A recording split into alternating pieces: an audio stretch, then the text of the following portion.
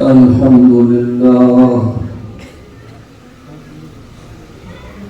الحمد لله وكفى والصلاة والسلام على سيد الرسل وخاتم الأنبياء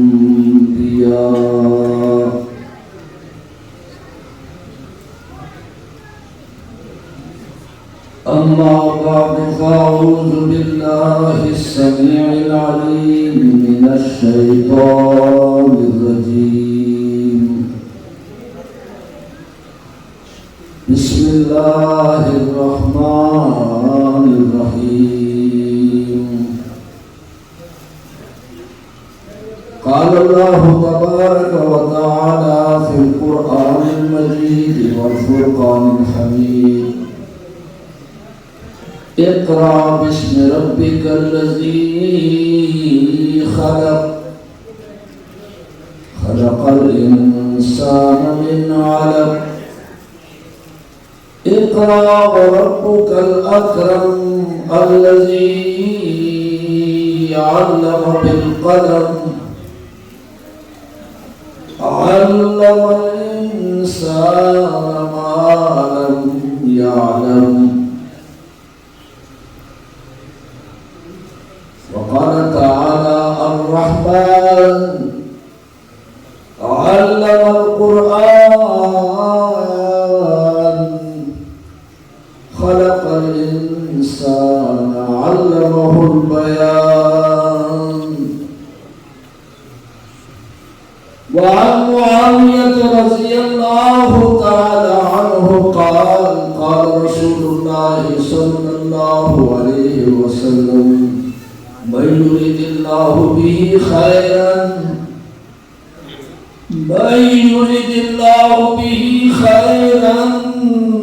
يفقهه في الدين وإنما أنا قاسم والله يعطي وقال رسول الله صلى الله عليه وسلم مثل المؤمن الذي يقرأ القرآن كالأترجة ريحها طيب وطعمها طيب ومثل المؤمن الذي لا يقرأ القرآن كالتمرة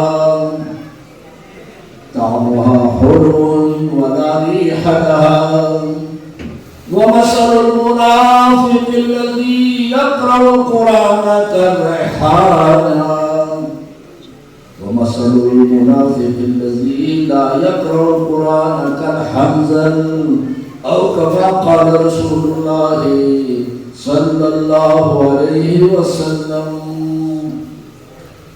بلغ الله صلاتي وسلامي أبدا بلغ الله صلاتي وسلامي أبدا لنبي مدني عربي حرمي درود شریف پڑھے تمام ساتھی اللهم صل على محمد وعلى آل محمد كما صليت على إبراهيم وعلى آل إبراهيم إنك حميد مجيد سب سے پہلے اس مسجد اور مدرسے میں پڑھانے والے اساتذہ کرام کو مبارک ہو۔ مولوی عبداللہ جو یہاں تعلیم القرآن کے پڑھے ہوئے ہیں اور یہاں آپ کے بچوں کو پڑھا رہے ہیں، اسی طرح ان کے والد صاحب، ان کے دیگر ساتھی، ان کے معاونین جو اس کار خیر میں ان کے ساتھ تعاون کر رہے ہیں، اللہ ان سب کو مبارک کرے۔ جن بچوں نے اللہ کا قرآن حفظ کیا ہے یا ناظرہ پڑھا ہے، اللہ ان کو بھی مبارک کر دے، ان کی والدین کو بھی مبارک کر دے۔ یہ بڑی سعادت ہے۔ این سعادت بزور بازو نیست، یہ جب اللہ کسی کو کوئی نیک بختی، کوئی عطا اس کے طرف سے آتی ہے، اس کو پھر کوئی روک نہیں سکتا۔ یخرج الحی من المیت ویخرج الحی میتا من الحی۔ وہ عالم کے گھر میں جاہل پیدا کر دیتا ہے اور وہ جاہلوں کے گھر میں حفاظ، قراء اور علماء پیدا کرتا ہے۔ جس شخص کا دین کے ساتھ ذوق ہوگا، دین سے محبت رکھے گا، قرآن سے اس کو محبت، بے شک قرآن اس نے پڑھا نہیں ہے لیکن قرآن سے محبت رکھے، علم سے محبت رکھے، علماء سے محبت رکھے، اللہ ان کے گھر میں پھر قاری پیدا کرے، اللہ اس کے گھر میں حافظ قرآن پیدا کرے گا، اللہ اس کے گھر کے اندر دین کا فضا پیدا کرے گا۔ اور جو دین سے محبت نہ رکھے اس کے گھر سے اللہ دین کی فضا نکالے، اس کے گھر میں جہال پیدا ہوتے ہیں، جاہل، ان پڑھ پیدا ہوتے ہیں، قرآن سے دور لوگ پیدا ہوتے ہیں۔ تو آپ سب مبارکبادی کے مستحق ہیں، اللہ آپ سب کو مبارک کرے۔ قرآن حکیم کی سب سے پہلے نازل ہونے والی آیتیں میں نے آپ کے سامنے پڑھی، سب سے پہلے وہ کون سی آیتیں ہیں؟ اقرأ بسم ربک الذی خلق، خلق الانسان من علق، اقرأ وربک الاکرم الذی علم بالقلم علم الانسان ما لم يعلم۔ یہ آیتیں کہاں نازل ہوئی؟ آپ صلی اللہ علیہ وسلم ثم حبب الیہ الخلاء، آپ صلی اللہ علیہ وسلم پہلے دن سے اللہ کی عبادت کرتے ہو، اللہ اللہ کرتے ہو۔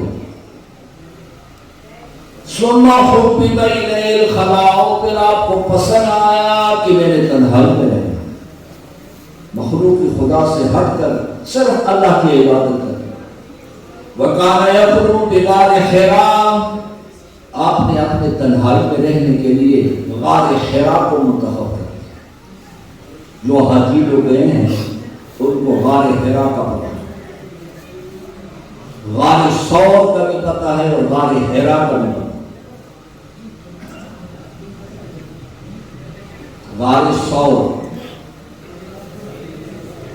اکثر لوگ اس کو غار سور کہتے ہیں، سور نہیں کہتے، غار ثور، جبل ثور، اصل میں یہ جبل ثور میں ہے غار ثور۔ ثور عربی میں کس کو کہتے ہیں؟ بیل کو، ثور عربی میں بیل کو کہتے ہیں۔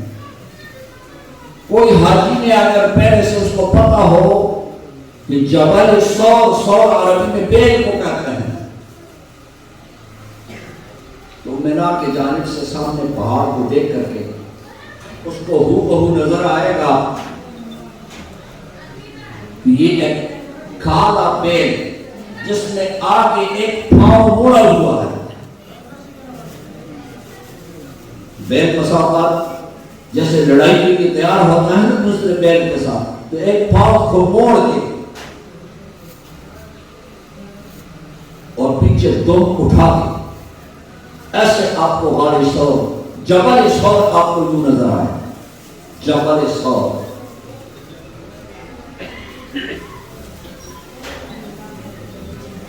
تو رسول اللہ صلی اللہ علیہ وسلم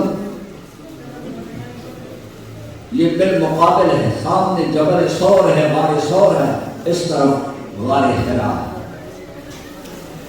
آج بھی حاجی اگر وہاں جائے اور اس پہاڑ پہ چڑھ چڑھ کے اوپر دیکھے غار حرا کو اور پھر سوچے کہ رسول اللہ صلی اللہ علیہ وسلم یہاں رات بھی گزارا کرتے، آج بھی بندہ وہاں چڑھ کے ڈر جاتا ہے کہیں پاؤں پھسل نہ جائے، وہ میں نیچے گر جاؤں گا، ہزاروں فٹ نیچے پہاڑ سے گر جاؤں گا۔ میں وہاں چڑھ کے میں سوچ رہا تھا کہ یہاں رات صرف پیغمبر ہی گزار سکتا، یہ ہر بندے کی بس کی بات ہے. ثم حبب الیہ الخلاء، پھر آپ کو پسند آیا تنہائی میں رہنا. وکان یخلو بغار حراء، غار حراء بالکل محراب جیسا بنا ہے، اس میں آپ یوں دیکھیں گے تو سامنے بیت اللہ بھی نظر آ جائے. غار حراء کے محراب میں دو پتھروں کے بیچ میں یوں دیکھیں گے تو سامنے بیت اللہ بھی نظر آ جائے. تو گویا رسول اللہ صلی اللہ علیہ وسلم نے غار حراء کو پسند اس لیے کیا تھا عبادت کے لیے کہ آپ کے سامنے بیت اللہ بھی سامنے ہے، تو بیت اللہ کا دیکھنا یہ بھی عبادت ہے. ایک طرف اللہ کی عبادت ہو رہی تھی، دوسری طرف بیت اللہ کا دیدار بھی ہو رہا.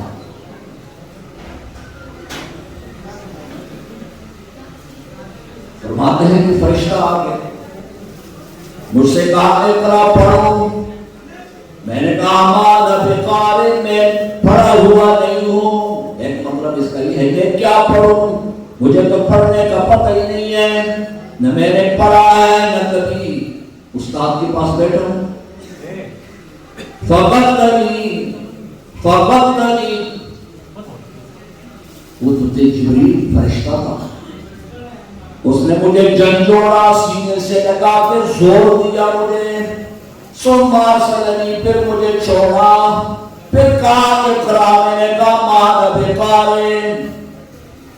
3 مرتبہ رسول اللہ صلی اللہ علیہ وسلم کو سینے سے لگا کے زور دیا، اتنا زور حتی بلغ منی الجہد یا حتی بلغ منی الجہد، کہ میری تکلیف انتہا کو پہنچ گئی.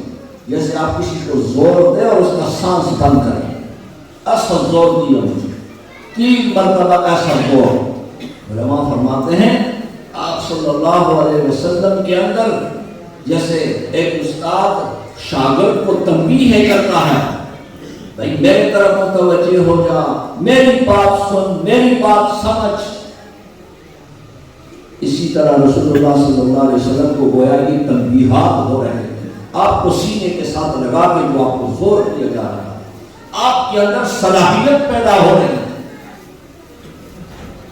3 مرتبہ کے بعد جب چھوڑا، اقرا بسم ربک الذی خلق، جس ذات نے تمہیں پیدا کر دیا ہے اس ذات کا نام لے کے پڑھنا شروع کرو.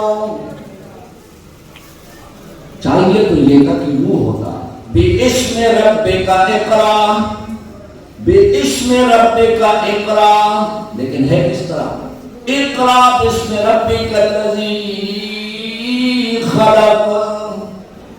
پہلے اقرا اور اس کے بعد بِاسْمِ رَبِّكَ.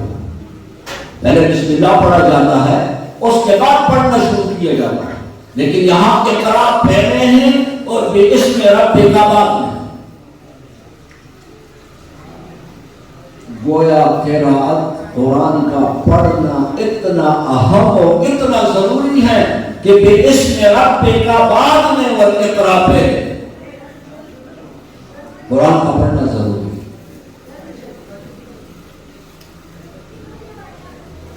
اسی طرح فرمایا الرحمن، الرحمن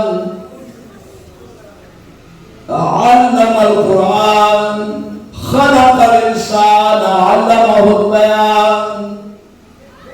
انسان کی پیدائش بعد میں اور علم القرآن پہلے. الرحمن علم القرآن خلق الانسان علمہ البیان.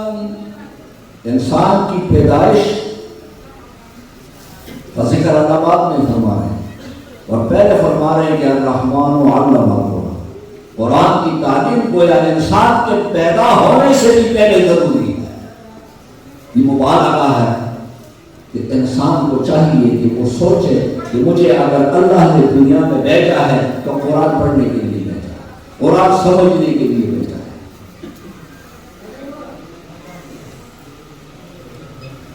آپ کے سامنے میں نے حدیث پڑھی، اس کو ذرا سناتا ہوں، دوبارہ اس کا ترجمہ کرتا ہوں. رسول اللہ صلی اللہ علیہ وسلم نے مثال فرمایا مثل المؤمن الذی یقرأ القرآن یہ حدیث جو پہلے رسول اللہ کا یہ واقعہ ہے یہ میں نے درمیان میں چھوڑ دیا، یہ بڑی لمبی حدیث ہے بخاری شریف کہ رسول اللہ صلی اللہ علیہ وسلم نے ایک آیت مبارکہ کو لے کے کرا ہے، اقرأ بسم ربک الذی خلق خلق الانسان من علق، اس رب کے نام سے پڑھنا شروع کر جس رب نے تجھے بنایا ہے۔ خلق الانسان من علق، اس نے انسان کو جمے ہوئے خون سے بنایا۔ اقرا وربک الاکرم، تیرا رب کریم نہیں اکرم ہے۔ الذی علم بالقلم، جس نے قلم کے ذریعے سے انسان کو تعلیم دی۔ یہ آیت لے کر رسول اللہ صلی اللہ علیہ وسلم گرا۔ اس وقت حضرت خدیجہ کبریٰ رضی اللہ تعالی عنہا رسول اللہ کی گھر میں تھی۔ کہا لقد خشیت علی نفسی، مجھے تو اپنے بارے میں بڑا خوف لاحق ہو گیا، آج تو میرے ساتھ عجیب و ناشنا واقعہ پیش آیا۔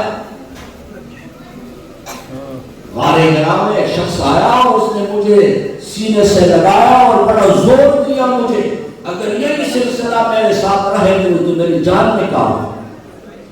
لقد خشیت علی نفسی، مجھے تو اپنے بارے میں خوف لاحق۔ حضرت خدیجہ کبریٰ نے کیسے تسلی دی رسول اللہ، کیا کہا؟ کلا لا یخزیک اللہ ابدا، کلا لا یخزیک اللہ ابدا، ہرگز ایسا نہیں ہو سکتا، اللہ کبھی آپ کو رسوا نہیں کریں گے۔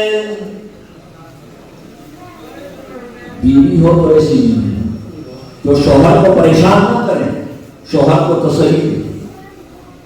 آج اگر ہم میں سے کوئی آگے گھر میں واقعہ سنا دے تو گھر والی چیخنا چلانا شروع کر دے کہ ہائے کیا ہوا میرے شوہر کے ساتھ ناشنا واقعہ پیش آیا۔ حضرت خدیجہ نے کیسے کہا؟ کلا لا یخزیک اللہ ابدا انک لتحمل الکلا وتقری الضیف وتعین علی نوائب الحق، تیرے اندر چند صفات موجود ہیں، یہ صفتیں جس شخص کے اندر ہو اللہ اس کو کبھی خوار نہیں کرتا، اللہ اس کو کبھی رسوا نہیں کرتا۔ انک لتحمل الکلا، تو لوگوں کی بوجھیں اٹھانے والا ہے، لوگوں کی بوجھ اٹھانے والا جو شخص ہوگا اس کو اللہ رسوا نہیں کرے گا۔ اور تو مہمانوں کو کھانے کھلانے والا ہے، جو شخص مہمانوں کو کھانے کھلائے گا اس کو اللہ کبھی رسوا نہیں کرے گا، اس کو کبھی اللہ ذلیل اور خوار نہیں کرے گا۔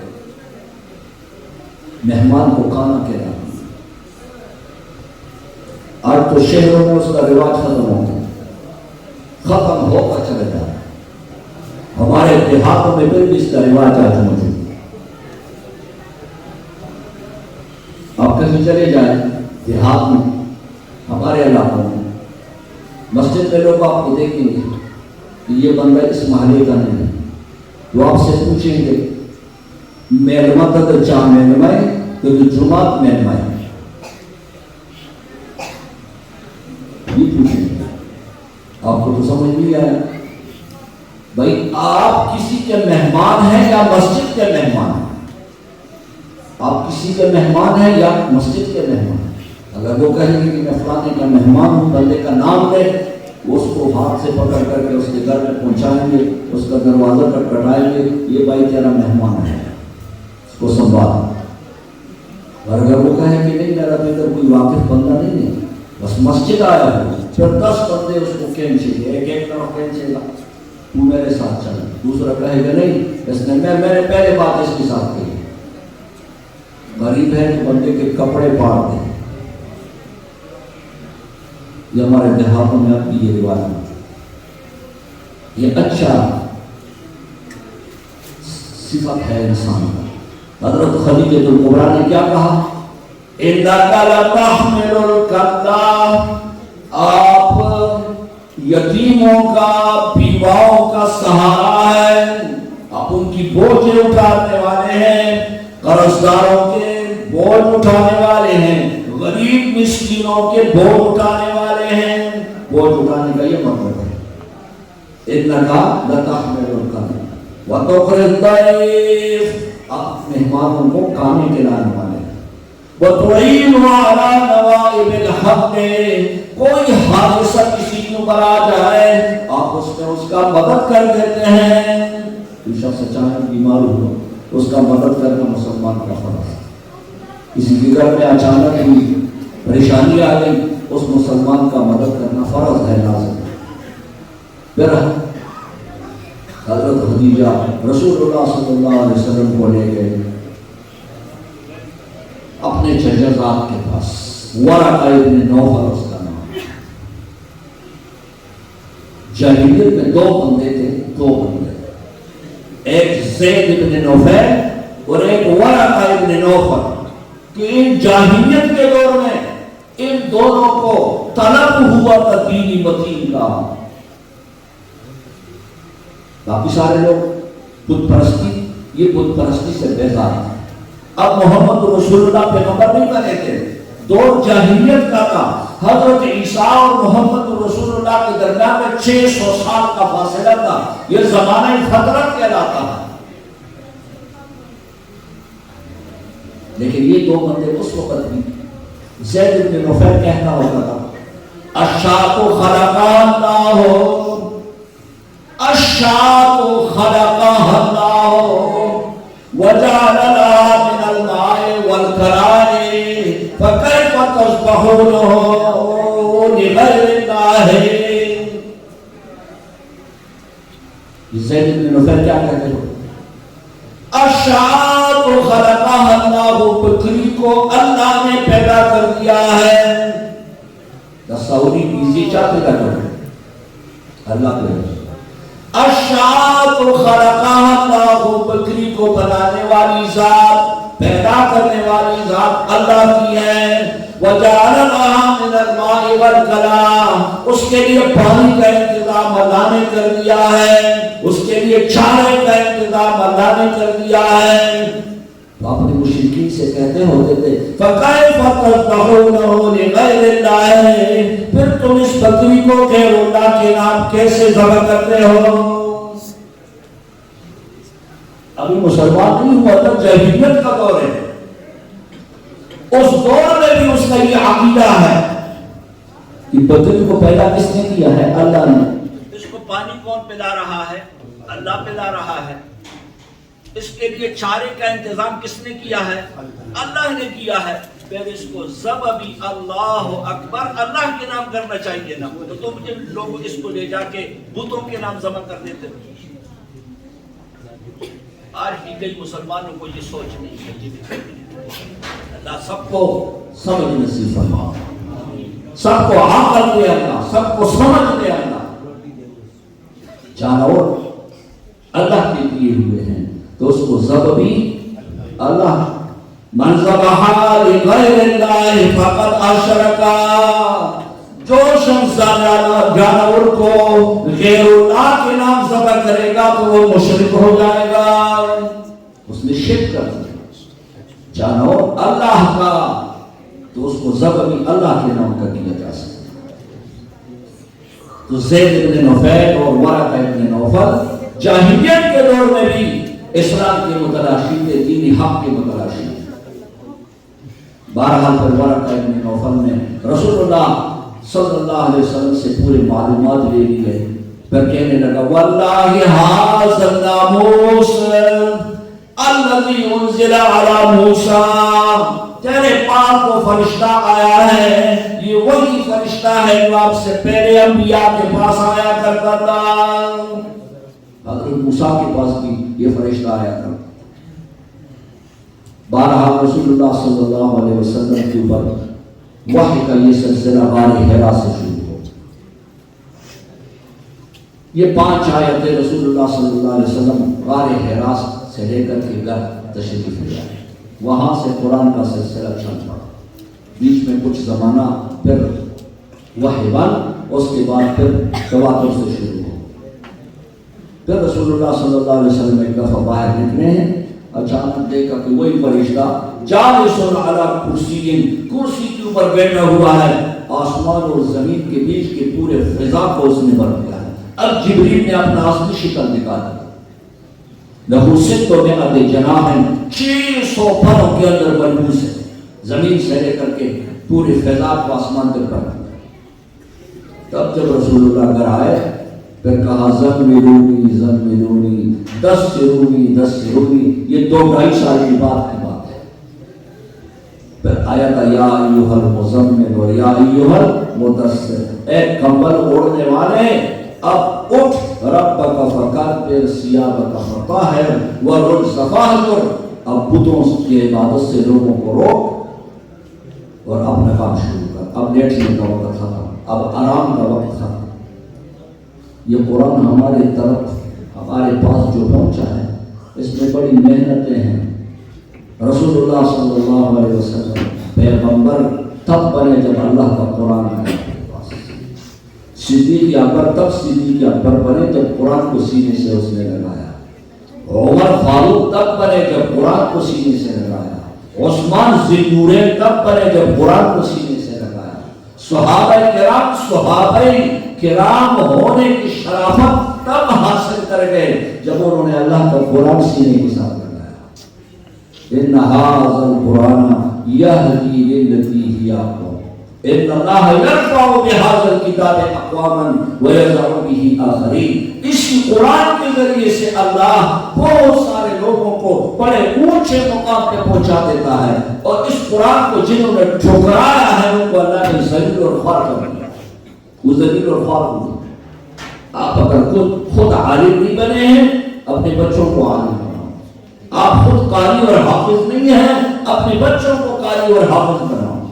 ابھی مولانا صاحب کہہ رہے تھے یہ شفاعت کرے گا، 10 بندوں کی شفاعت کرے گا، ایک قاری اور ایک حافظ اپنے خاندان کے 10 بندوں کی شفاعت کرے گا۔ حدیث میں نے پڑھی تھی، فرمایا مثل المؤمن الذی یقرأ القرآن کالاترجہ، مثال اس مومن کی جو قرآن پڑھتا ہے، تلاوت قرآن کا کرتا ہے، اس کی مثال رسول اللہ دیتے ہیں کالاترجہ، اس کی مثال اترجے کی ہے، ریحها طیب وطعمها طیب، اس کی خوشبو بھی زبردست، ذائقہ بھی زبردست۔ اترجہ کیا ہوتا ہے؟ ہاں اپنی زبان میں اس کو ترنج کہتا ہے، ترنج مالٹے سے ذرا بڑا دانا ہوتا ہے، یہ انگریزی لوگ اس کو گریپ فروٹ کہتے ہیں، اور اردو میں اس کو چکوترا کہتے ہیں، عربی میں اس کو اترج کہتے ہیں۔ اترج، گریپ فروٹ، ترنج، چکوترا۔ رسول اللہ نے کیا مثال دی؟ مثل المؤمن الذی یقرأ القرآن کالاترجہ، اس مسلمان کی مثال جو اللہ کا قرآن پڑھ رہا ہے اس کی مثال اترجے کی ہے، گریپ فروٹ کی ہے، چکوترے کی ہے، ریحها طیب وطعمها طیب، خوشبو بھی اس کی زبردست ہے، ذائقہ بھی زبردست ہے۔ چکوترے کی خوشبو بھی زبردست، ذائقہ بھی زبردست۔ وَمَثَلُ الْمُؤْمِنِ الَّذِي لَا يَقْرَأُ الْقُرْآنَ كَالتَّمْرِ، اس مسلمان کی مثال جو قرآن نہیں پڑھتا اس کی مثال کھجور کی ہے، طَعْمُهَا حُلْوٌ وَلَا رِيحَ لَهَا، ذائقہ تو اس کا بڑا زبردست ہوتا ہے لیکن خوشبو کوئی نہیں۔ کھجور کی خوشبو ہوتی کوئی نہیں، کھجور کے دانے آپ سونگے تو اس کی خوشبو کوئی نہیں، منہ میں ڈالے تو ذائقہ زبردست ہے۔ طعمها حلو ولا ريح لها، جو مومن جو مسلمان قرآن نہیں پڑھتا اس کی مثال کھجور کی ہے، اندر سے تو مومن ہے، مسلمان ہے، کلمہ توحید پڑھ رہا ہے، لیکن خوشبو کس سے بنے گی؟ جب اللہ کا قرآن پڑھے، خوشبو کوئی نہیں۔ وَمَثَلُ الْمُنَافِقِ الَّذِي يَقْرَأُ الْقُرْآنَ، وہ منافق جو قرآن پڑھتا ہے، وَمَثَلُ الْمُنَافِقِ الَّذِي، مثال اس منافق کی، يَقْرَأُ الْقُرْآنَ جو قرآن پڑھتا ہے، اس کی مثال رسول اللہ نے دی ہے نیازگو سے. نیازگو ایک پل ہے. پختانہ ہوتا ہے کشمالو ہے. کشمالو اس کی مثال نیازگو کی. ریحانہ اس کو کہتے ہیں عربی میں. کل ریحانہ. ریحانہ ہر پھول کو نہیں کہتے. یہ وہ خاص پھول ہے جس کو ہم اور آپ نیازگو سرخ سا پھول ہوتا ہے. بعض لوگ اس کو آمیش گلاب بھی کہتے ہیں. تو رسول اللہ نے فرمایا منافق کی مثال ایسی کر ریحانہ طعمها مر. طعمها مر ذائقہ اس کا بڑا کڑوا ہے لیکن خوشبو بھی آتی ہے. اور مثال اس منافق کی جو قرآن بھی نہیں پڑھتا اس کی مثال رسول اللہ نے فرمایا حنظل. اس کی مثال حنظل. حنظل اردو میں اس کو کہتے ہیں اندرائن. پنجابی میں اس کو کہتے ہیں تما. ہم اس کو کہتے ہیں ترخین وانا. اب اور کس زبان میں ہم حنظل کا معنی آپ کو بتائیں. حنظل اندرائن. اس کو تھوڑو تو آنکھوں سے پانی بہنا شروع ہو جائے. جیسے پیاز آپ کاٹیں اور آنکھوں سے پانی بہے. تو رسول اللہ نے اس منافق کی مثال. تو ہم نے کیا بننا ہے؟ ہم نے اترجا بننا ہے یا پھر دوسری چیز کون سی کھجور بننا ہے یا پھر ہم نے نیاز کو کشمالو بننا ہے یا پھر ہم نے حنظل بننا ہے. اب آپ بتائیں کہ ہم نے کیا بننا ہے؟ اترجا بننا ہے جو سب سے پہلے جس کا ذکر ہے. کل اترجا. ہم نے اترجا بننا ہے. گریپ فروٹ بننا ہے. چکوترا بننا ہے جو کہ ذائقہ بھی اس کا زبردست اور خوشبو بھی زبردست. اور کب ہم اترجا بنیں گے؟ جب ہم اللہ کا قرآن پڑھیں گے, اپنے بچوں سے پڑھوائیں گے, پھر ذائقہ بھی زبردست بنے گا ہمارا اور خوشبو بھی زبردست بنے گی. صرف تمرہ بھی نہیں بننا, ریحانہ بھی نہیں بننا, حنظل بھی نہیں بننا, بلکہ ہم نے اترجا. دوسری حدیث میں میری آپ کو سنائیں.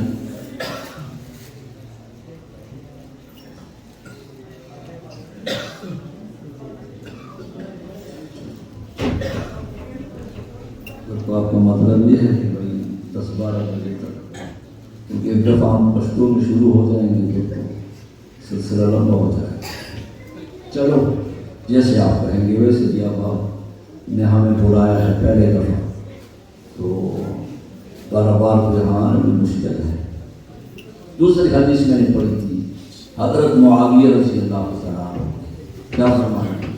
من یرید اللہ بہ خیرا من یرید اللہ بہ خیرا یفقہہ فی الدین وانما انا قاسم واللہ مؤتی. من یرید اللہ بہ خیرا, جس انسان کو اللہ نے کوئی خیر پہنچانا ہو, یفقہہ فی الدین, اللہ کو قرآن پڑھنے, قرآن سننے, سنانے میں مہارت عطا کر دیتے ہیں. دین کی بنیاد تو قرآن ہے. یفقہہ فی الدین, جس کو اللہ خیر پہنچانا چاہے. یہ علماء جتنے بیٹھے ہوئے ہیں, یہ طلباء جتنے بیٹھے ہوئے ہیں, عوام الناس جتنے بیٹھے ہوئے ہیں, اس حدیث کو سنیں اور اس پر عمل کریں. من یرید اللہ بہ خیرا, جس انسان کو اللہ خیر پہنچانا چاہے. محمد رسول اللہ نے یہ نہیں فرمایا کہ اس کو بڑی بڑی کھوٹیاں عطا کر دیتا ہے, بڑی بڑی گاڑیاں اس کے پاس آ جاتی ہیں, بڑے بڑے زمین اور پلاٹوں کا مالک بن جاتا ہے. یہ نہیں فرمایا. جعل اللہ ارادت خیر و کی نہ سرگن گاڑی بنا یا وہ سرگن پلاٹوں میں عزت کی نہیں ورسرا یا وہ سرگن کے بعد کمی دائیں گے سیوے. من یرید اللہ بہ خیرا, چاہت سے اللہ ارادو کی خیر رسولو جتے سڑی تو خیر رسولو.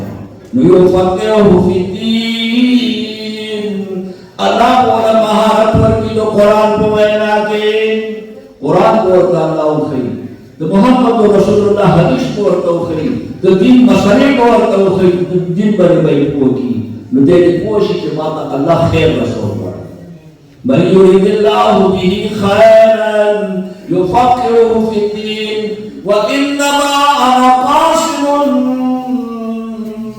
واللہ المعطی رسول اللہ فرماتے ہیں میں تقسیم کرنے والا ہوں دینے والی ذات اللہ کی ہے میرے پاس اگر جو کچھ ہے یہ اللہ کا دیا ہوا ہے ما ينطق عن الهوى ان هو الا وحی یوحی فرمایا خیرکم من تعلم القرآن وعلمہ تم میں سے بہترین انسان وہ ہے جو اللہ کا قرآن خود سیکھے اور دوسروں کو سکھائے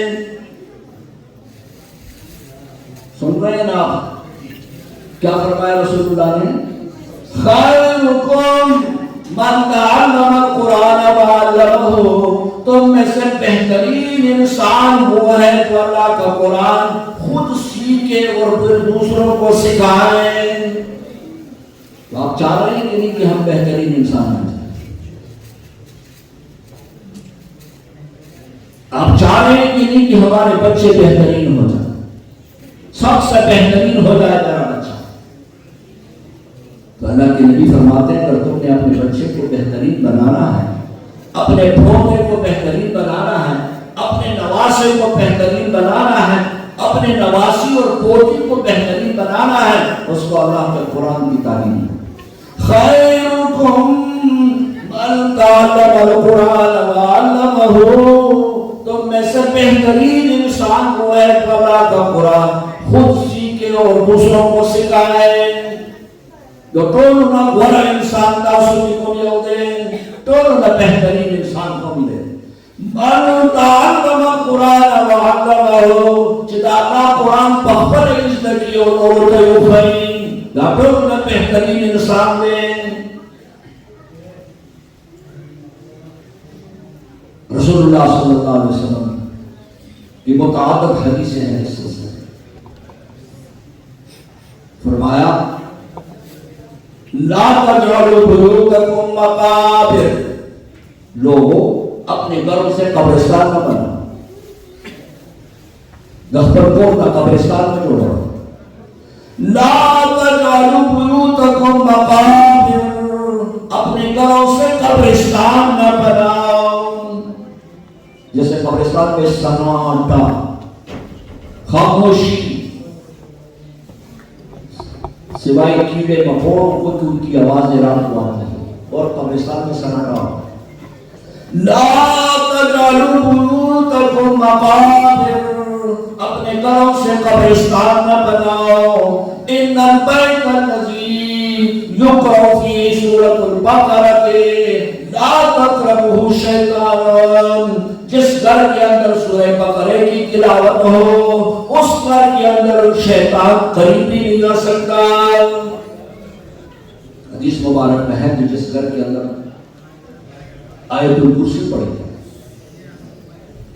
کوئی شخص گھر میں داخل ہو السلام علیکم کہے برتن اٹھائے بسم اللہ الرحمن الرحیم پانی پی رہا ہے بسم اللہ نوارا دے رہا ہے بسم اللہ ہر کام بستر بچھا رہا ہے بسم اللہ چارپائی پہ بسم اللہ شیطان کیا کہتا ہے لا مبیت لکم ولا عشاء شیطان اپنے ساتھیوں سے کہتا ہے یہاں سے باغو نکلو لا مبیت لکم ولا عشاء نہ یہاں تمہارے رات گزارنے کی جگہ ہے نہ یہاں تمہارے شام کے کھانے کا کوئی نظام ہے یہ کون سے بسم اللہ خان کے گھر میں آ گئے تم وہ تو ہر بات کے ساتھ بسم اللہ بسم اللہ بسم اللہ نکلو یہاں سے باغو شیطان تم کو کہ انسانان ہر وقت آگو تو جب اللہ نہیں ہر کام بسم اللہ سر کے گلاس راکھنی بسم اللہ بریڈ راکھنی بسم اللہ لڑائی راکھنی بسم اللہ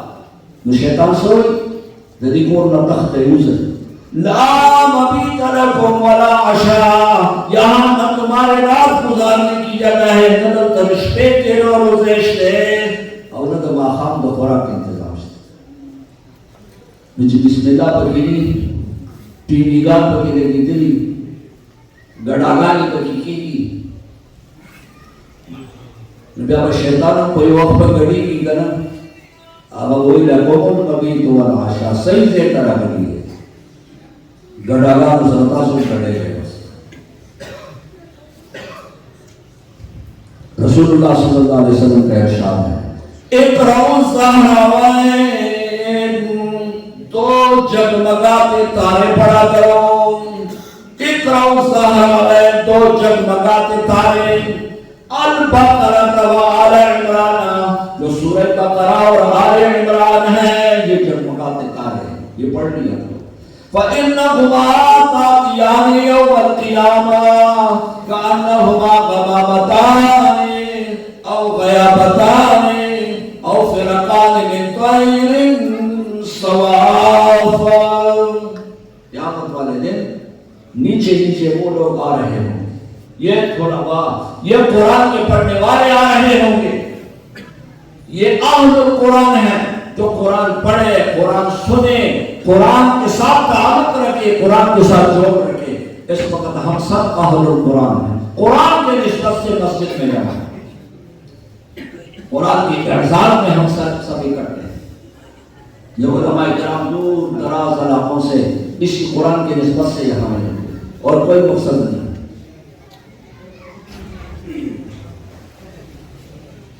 فرمائے دو جگمگاتے تارے پڑھ لیا کرو بقرہ اور آل عمران. قیامت والے دن جب اہل القرآن نیچے نیچے آ رہے ہوں اوپر سورہ بقرہ اور آل عمران ان کے اوپر سایہ کر کیے ہوئے آ رہے ہیں. کأنہما غمامتان، بادلوں کی شکل میں، سایبان کی شکل میں، پرندوں کی شکل میں جنہوں نے پھر کھولے ہوئے ہوں گے. وہ کیا کریں گے؟ تحاجان عن اہلہما، تحاجان، وہ اللہ کے سامنے منت کریں گے، زاریہ کریں گے. پروردگار اس شخص نے ہمیں پڑھا ہے، یا تو ہمیں اپنے کلام سے نکال دو اور یا پھر اس کو جنت میں دے دو. قیامت والے دن یہ قرآن شفیع، یہ انسان کے لیے شفاعت. القرآن والصیام یشفعان، قرآن کی قیامت والے دن شفاعت کرے گا اور روزے بھی شفاعت کریں گے. تقریر تو ختم نہیں ہوتی، لمبا سلسلہ اس کا چلتا ہے، ٹائم مختصر ہوتا ہے، رات کا وقت ہے، ہم نے واپس پنڈی بھی جانا ہے. بہرحال خیر الکلام ما قل وکثر، تقریر آپ نے سنی مجھ سے پہلے بھی علماء کی. اصل بات ہوتی ہے بات پر عمل کرنا. سننا برائے سننا نہیں، بس ادھر سے سن لیا اور ادھر